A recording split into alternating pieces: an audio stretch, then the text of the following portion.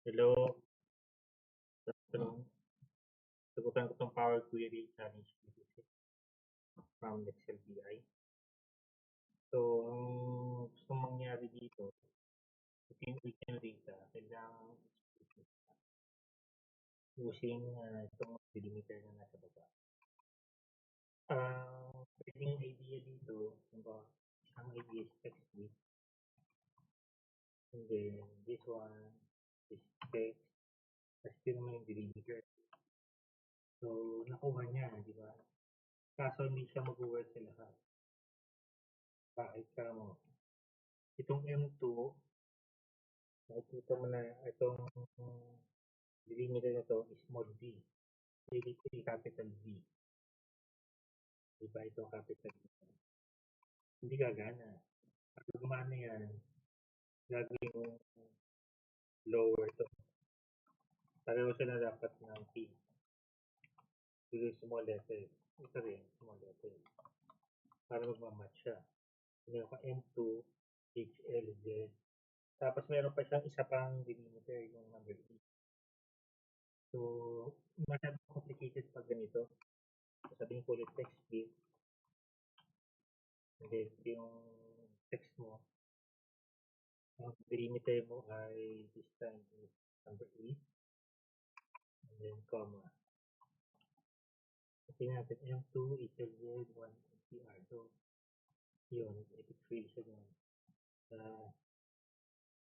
panahon yun. Kasi dito, ang problema kasi dito, ito yung isang array. Kapag ginawa mo na ganyan po, mo siya, ito na-cut siya. Yung LZ, na-blanco tong 1X, hindi siya ito din. Although, technically, tama ito. Kasi mo siya, yung dash to, hindi siya nag-split. Yun yung problema sa text. Asahin sa 1 ID, after yung delimiter mo.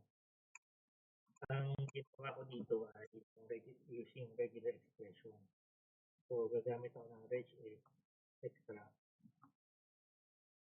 Copy ko muna yung lambda na character. Regex replace pala ang ginamit ko sa piece na to. Sa regex extract, hindi ko pa siya ma-solve ng tuluyan. So, for example, sa to, ito lang yung niya, pattern W. Tapos ang gusto ko replace niya na lambda. So, yun yung idea ko dyan. Tapos ito naman, pwede kong i-set yung text bit using the lambda. This character here. Right.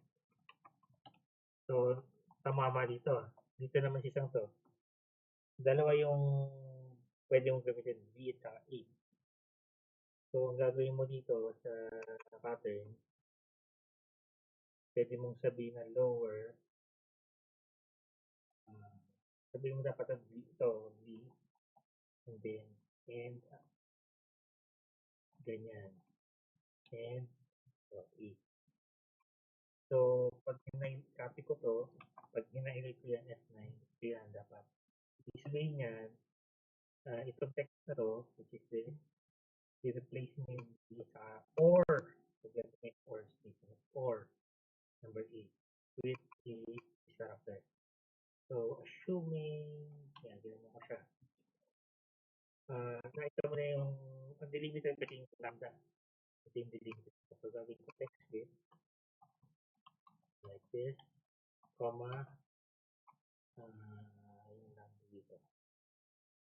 Then, so this, M2, HLZ, hindi siya na, na split na maayos. Bakit kaya? Regex replace. Tingnan ko ulit. Control C. Delete ko to. Magtatagal tayo sa pag-explain. No? M2. Okay. So, ang kailangan mong gawin dito ay kasi yung V is small letter, dito naman capital letter. So, pwede kong gumamit occurrence all pag blank yan. Occurrence is, ibig sabihin na by default, all occurrence. And then I can use the case-sensitive, insensitive. So, M2, HLG, okay, perfect. And then here, ito, alam, maging careful tayo dito. Kasi ito naman ay 103. Isa lang. Ito lang. Yun na yun. Yun naman sa 104. Wait, tatlo yun. Ito tatlo. Sabi na tatlo yan. Kailangan pagsama-samahin yun. Hindi magiging challenging nga. Okay yan sana pag isa-isang formula. Pero gusto mo kasi single cell eh. Kaya humihirap eh. So, gagawin mo ito. And then, 5. And this. And 5. And this. Although may shortcut doon, tumatugma ba? Yes. Ang may shortcut din dito na pwede mong gawin ay text join. Pwede nga. Text join with the delimiter ganito. Then, join mo ito dito.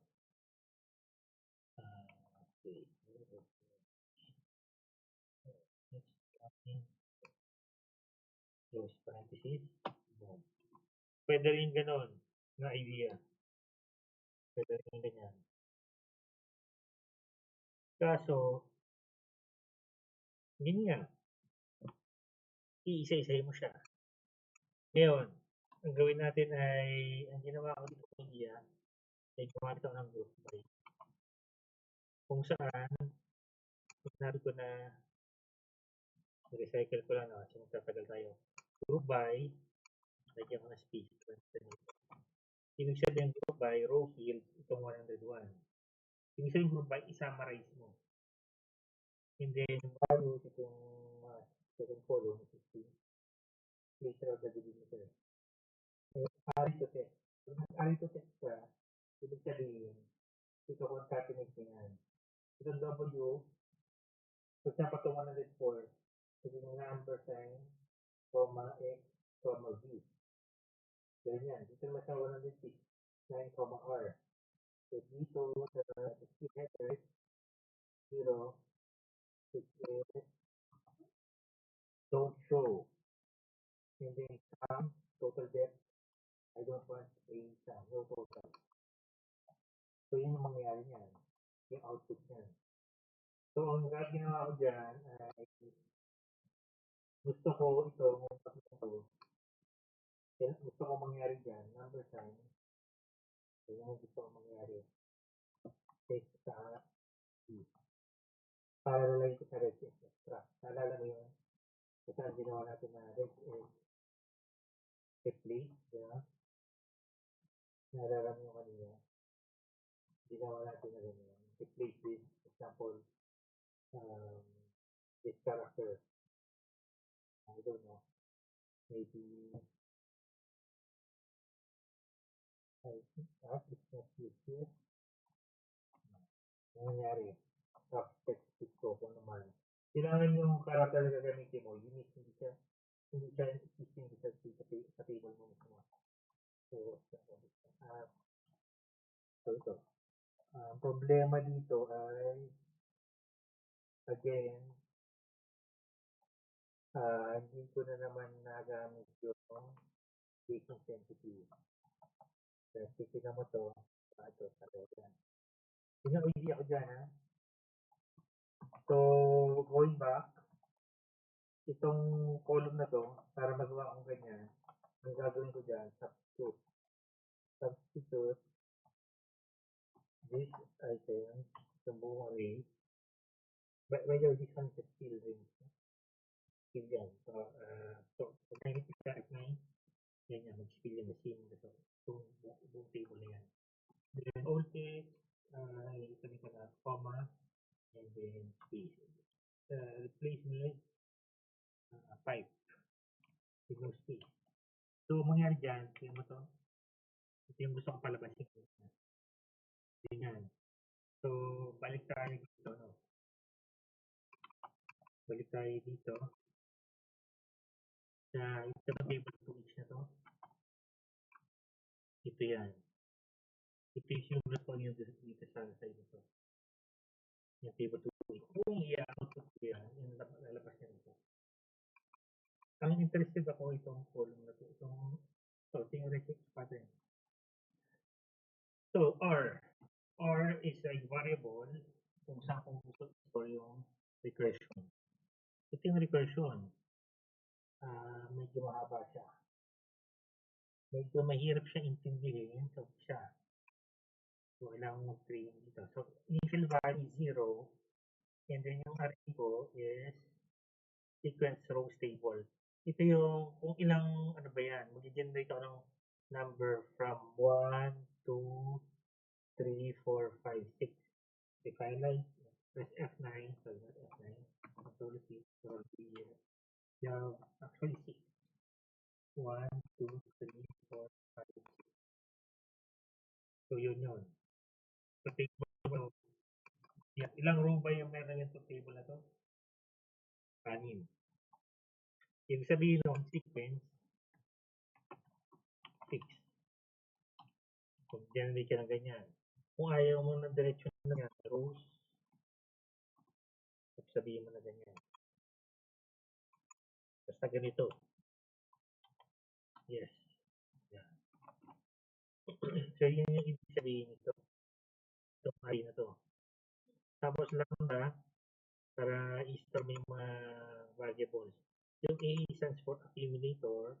Dito, di natin ma-explain ng buo kasi nabutin na isang oras. A and then B.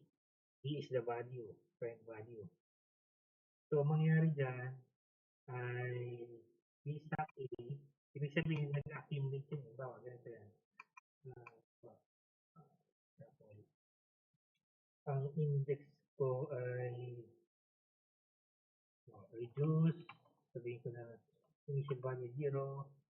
And then sabihin ko na sequence. Gusto ko ng mga tatlo. Tatlo lang. Sequence 3. Lambda A, B. Pagmasan mo ha. B stack A. Yan lang muna. Yan yung output. Null. Kasi ito 0 to yun. B stack A. So 0 yun. Kung ito naman ay mga sabi ko, Z. Ano yung output? Z. Okay? So, sabihin ko na lagay ko na process ko yung V. For example, index. This one. And then, comma, D. So, ano mangyari dyan? Lumabas yun. W, D. Yung first value is 0. Yung ito, association niya, 1, 2, 3, di ba? Ano itong index na to? Ito yung WV. Ano yung sumunod na parameter? The row number. Ano yung row number 1? W. Ano second row? V. And then G. Or H, sorry. So, yun yun. Pero kung gusto mo naman na i-join siya, pwede mo sabihin na, halimbawa, sabihin ko na, maybe,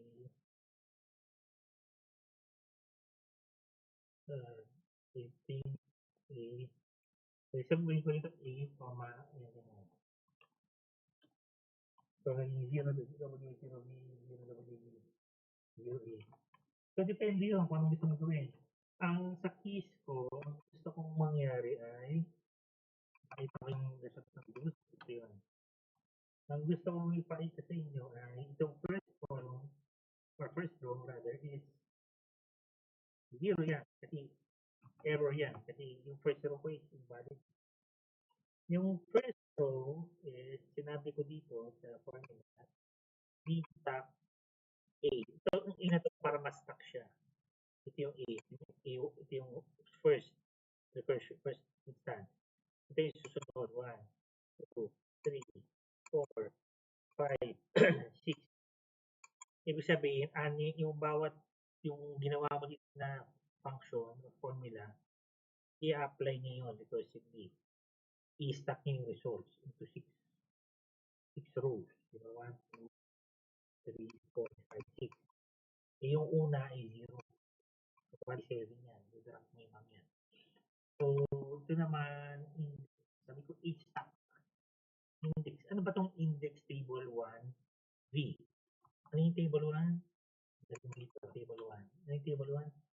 Ito yung table 1. 101 to 106. Itong buong table na to.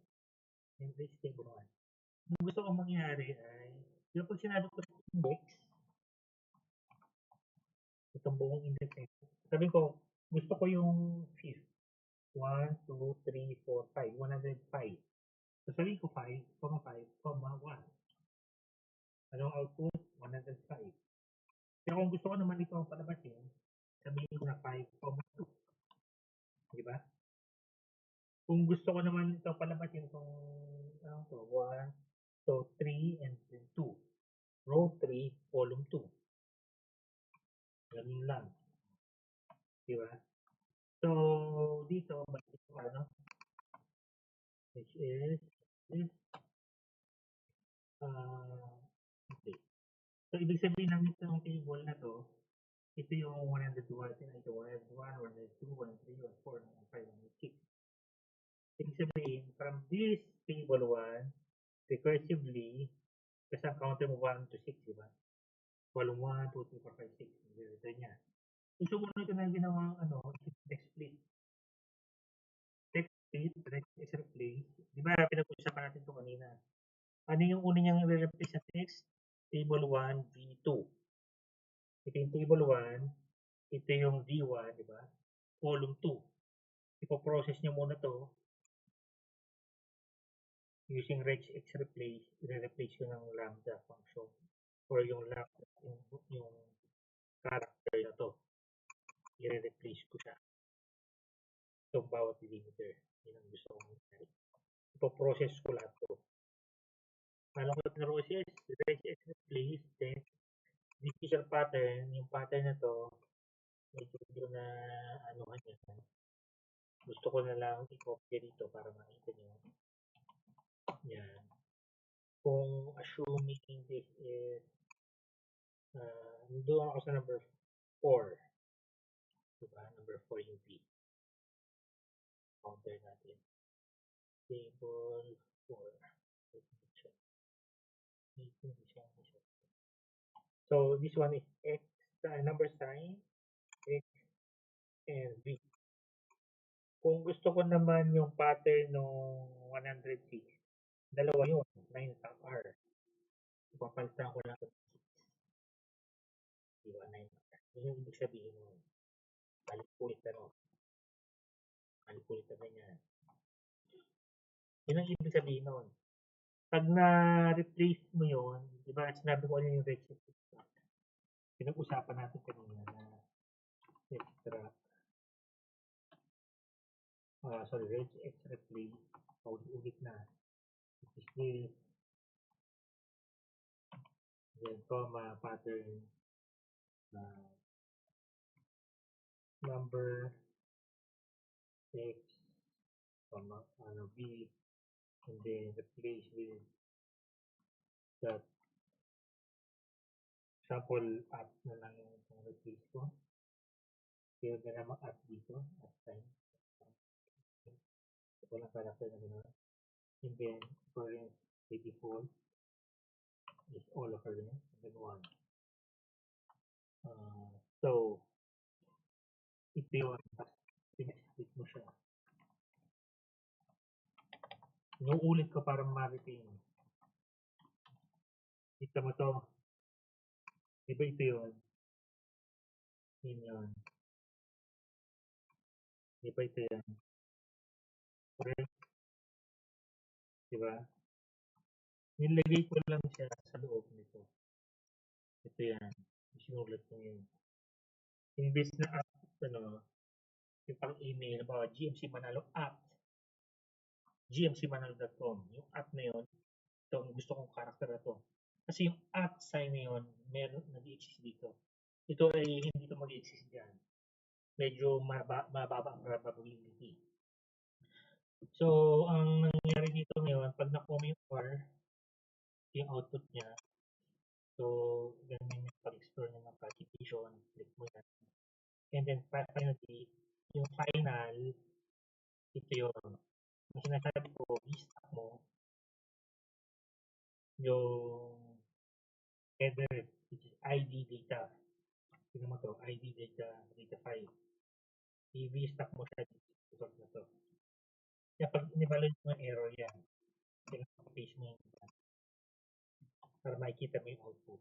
Ang gusto ko lang mangyari dyan ay tanggalin itong mga error na yan. Kita yung mga error. Pag sinabi mong if error, this, comma, di ba nawala yung mga error? Kaya meron 0 doon sa umpisa. So, paano mo matatanggalin yan? Drop mo. Drop the first row. Boom. Yun. So, yun yung sagot. Tapos sinabi ko, i-stop mo itong header dito, hindi comma, yun. Tapos na, boxing. Yun yun. So, dito, itong ginawa ko kanina, ito nasa baba kanina. Ito yun. So, maglagay ko dyan. Yun yung magiging output niya. Itong ginawa ko formula na to, in-store ko din sa variable na to. Yun yung output ko din yan. Yun. Tapos na. So, yun lang. Thank you for watching.